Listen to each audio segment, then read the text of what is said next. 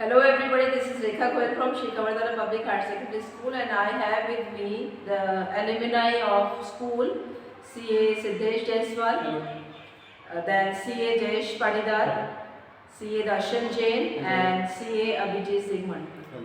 So all of you are most welcome in the school premises, and apart from that, first of all congratulations to everybody to become CA. So very first thing is how you people are feeling. Now you are CA and then your name. How you feel? Probably this really feels कि मतलब all the effort that we have put in the last 5 years, 5 साल में इतनी मेहनत थी वो आज finally रंग लाई और आज मतलब जब CA नाम के साथ नाम के सामने लग गया तो लगता है कि मतलब जितनी भी मेहनत करी है आज वो सफल हुई। सीए में जो भी सेक्रीफाइस किया, जो भी हार्डवर्क था, यहाँ आके स्कूल में आके से लग रहा है कि सब कुछ वर्थ इट था। जितना टाइम लगा, कंसिस्टेंसी रखना ज़रूरी है। तो आज यहाँ पे आके जो प्राउड मोमेंट फील हुआ, जो गूज बम्स आए यहाँ पे इन्वाइट किया, फिर जो भी एंट्री किया, जो भी हुआ यहाँ पे। Darshan? For me, it was a moment to cherish. Like मतलब मेरे पेरेंट्स, मेरे टीचर्स, मेरी फैमिली, मेरे फ्रेंड्स, उनको जितनी खुशी मुझे ये देने में मिली उसका कोई शब्दों में बयां करना मुश्किल हो जाएगा। लेकिन मैं ये चाहूँगा कि जो मैं कर रहा हूँ ऐसी फीलिंग हर किसी को देने का मौका मिले। Jayesh? I am very feel happy that I cleared the CA and जो मेरे बड़े गई और जो फोकस मैंने ड्रीम था मेरा 11 से कि मुझे CA बनना है, इसलिए मैंने कॉमर्स प्लस मैथ्स चुना था। मैं थैंकफुल स्कूल ने मेरे बेसिक में भी हेल्प करी है। I am very thankful that today I achieved qualified chartered accountant. Thank you so much, Jayesh. And the very first thing I would like to ask is कि school का क्या आपको कुछ लगता है कि स्कूल ने कुछ कंट्रीब्यूट करा है आपको, वो आपको फ़ायदा मिला उस चीज़ का और आज आप CA बने हैं?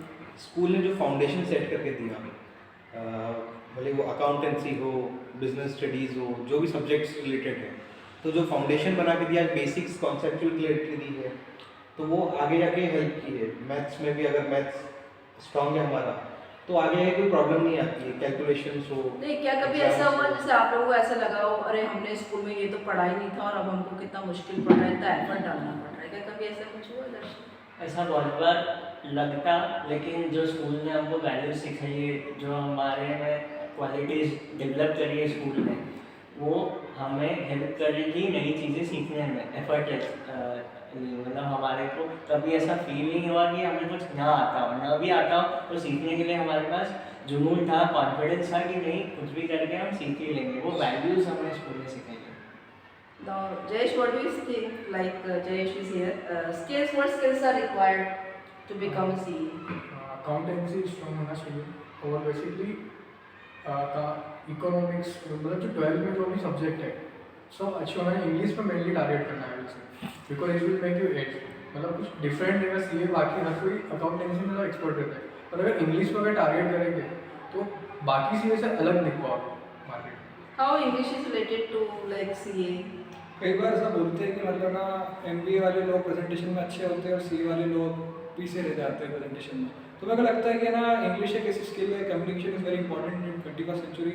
आप किसी चीज़ में अगर फ्लुएंट होते हो तो आपको एक अलग आइडेंटिटी मिलती है। ऑब्वियसली अगर आप किसी लैंग्वेज में फ्लुएंट हो, इंग्लिश में फ्लुएंट हो, तो आपको एक रिस्पेक्ट और मतलब है ना एक आपका अलग पर्सोना होता है, एक कॉन्फिडेंस के साथ भी अगर आप कहीं पर जाते हो बोल सकते हैं। तो इसलिए मेरे को लगता है कि आपको सिर्फ ना एकेडमिक्स में अगर आप स्ट्रॉन्ग हो तो you also need to work on your communication to.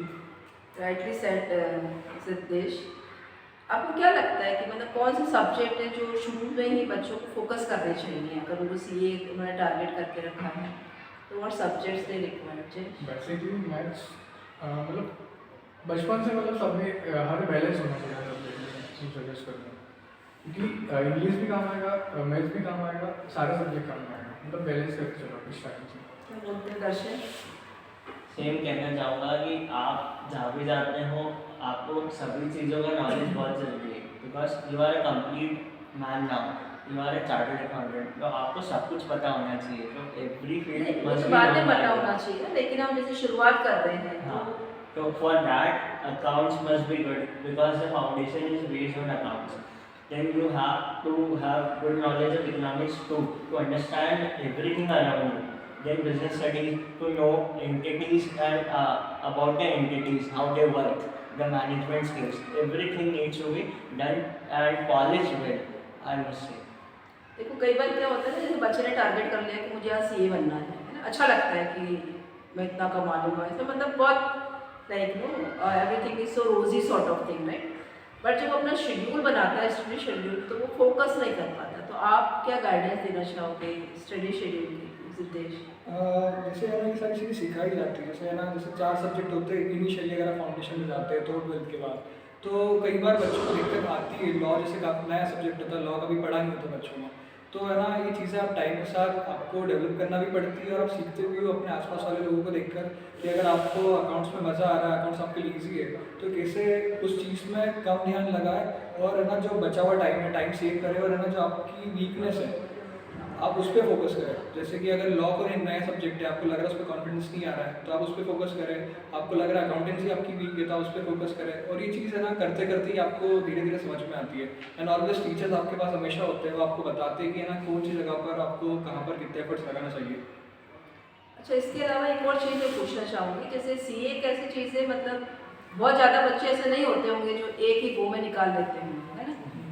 और हमारी society, parents, at times parents are always helpful to their children, but then society no उनको ऐसा लगता है कि अच्छा इतने सालों से इसे कर रहे हैं, तो उनका एक परसेप्शन डिफरेंट होता है। तो what would you like to see, like you might have faced that those things, तो आपने ओवरकम कैसे करा? I should answer this. मुझे मतलब टाइम ज़्यादा लगा, लेकिन पेरेंट्स का सपोर्ट और गाइडेंस होता है कि नहीं कर लेगा बच्चा। अगर कोई बोलता भी है, रिलेटिव्स बोलते भी हैं कि यार इतना टाइम लग रहा है, कुछ और करवा लो, बट पेरेंट्स का सपोर्ट होता है कि नहीं कर लेगा, अगर बच्चा करने गया है तो कर लेगा। एक पेरेंट का सपोर्ट हमेशा जरूरी होता है, और मेरे मतलब मैं लकी हूँ कि मेरे पेरेंट्स ने हमेशा सपोर्ट किया। मुझे टाइम लगा, बट सब कुछ वर्थ इट लग रहा है अब कि अब जो सीए बन नहीं, वो तो आपने मुंह बंद कर दी ना सब लोगों के, जो लोग ऐसा बोलते होंगे उनके आपने मुंह बंद कर दिए, लेकिन जब वो बोलते होंगे तो वो कितना बुरा लगता होगा ना।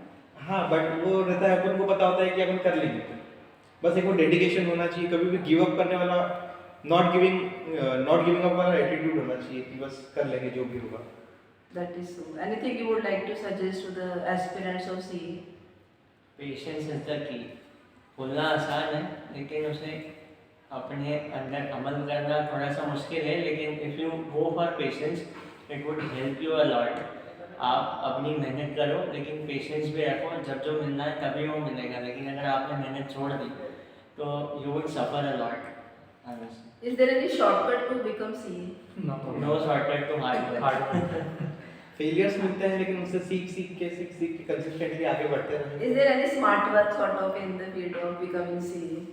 एक स्मार्ट वर्क सीखना पड़ता है आपको, है ना। आपके पास जब इतना सारा मतलब कोर्स इतना बड़ा हो जाता है, आप सारी चीज़ें पूरी तरीके से 100% नहीं कर सकते, तो वो आपको खुद को भी डेवलप करना पड़ता है। वो एक स्किल है जो आप इस कोर्स में सीखेंगे कि आप कैसे करें, वो स्किल आपको लाइफ टाइम भी हेल्प करेगी। जब आपके ऊपर वर्कलोड ज़्यादा होगा या चीज़ें मैनेज करना मुश्किल होगा, तो कौन सी चीज़ को प्रायोरिटी दे, ये मतलब एक अच्छा पार्ट है कि मतलब सीए आपको उन 4-5 सालों में सारी चीज़ें सिखाता है।